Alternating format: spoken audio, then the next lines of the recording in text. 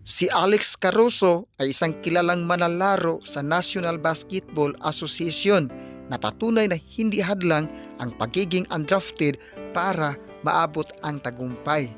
Ipinanganak siya noong February 28, 1994 sa Texas, USA.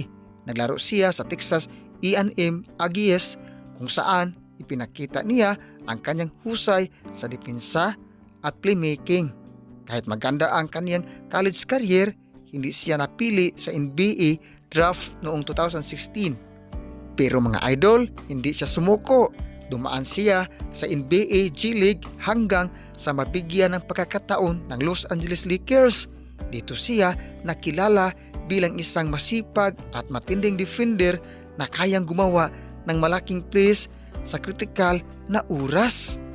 Noong 2020, naging bahagi siya ng 2020 NBA Finals kung saan nagkampiyon ang Lakers laban sa Miami Heat. Kasama niya nina LeBron James at Anthony Davis at dito niya nakuha ang kanyang unang NBA championship. Isang napakalaking tagumpay lalo na para sa isang undrafted player. Pagkatapos nito, lumipat siya sa Chicago Bulls kung saan lalo niyang pinakita ang kanyang elite defense at pagiging team player. Kilala si Caruso bilang isa sa pinakamahusay na defensive guards sa liga ng NBA.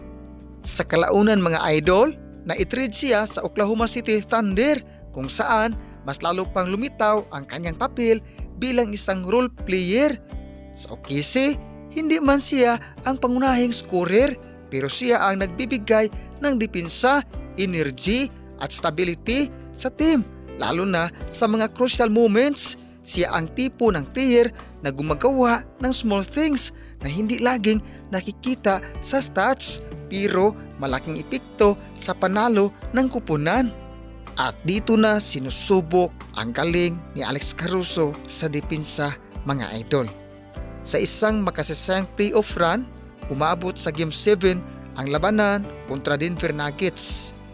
Dito, ibinigay kay Alex Caruso ang isa sa pinakamahirap na assignment, ang bantayan si Nikola Jokic.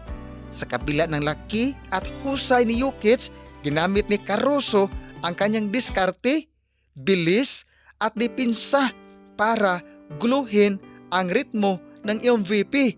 Dahil dito, nahirapan si Jokic na makapag-score ng maayos at naging susi ito sa panalo ng kaniyang kupunan sa Game 7.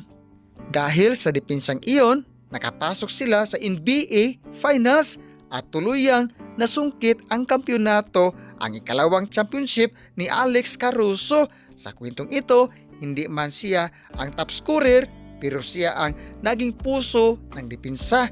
Patunay na ang tunay na bayani minsan ay hindi nasusukat sa puntos kundi sa epekto sa laro. Ang kwento ni Alex Caruso mga idol ay patunay na hindi kailangang maging sikat o mataas ang simula para magtagumpay. Mula sa pagiging undrafted hanggang sa maging malagang bahagi ng Lakers champion at patuloy na pinapakita ang halaga niya sa Oklahoma City Thunder. Ipinakita niya na ang sipag, disiplina at hindi pagsuko ang tunay na susi sa tagumpay. Kaya nga sa ating buhay mga idol, kahit hindi man tayo napapansin ngayon, tuloy lang sa laban dahil darating din ang tamang oras para sa atin.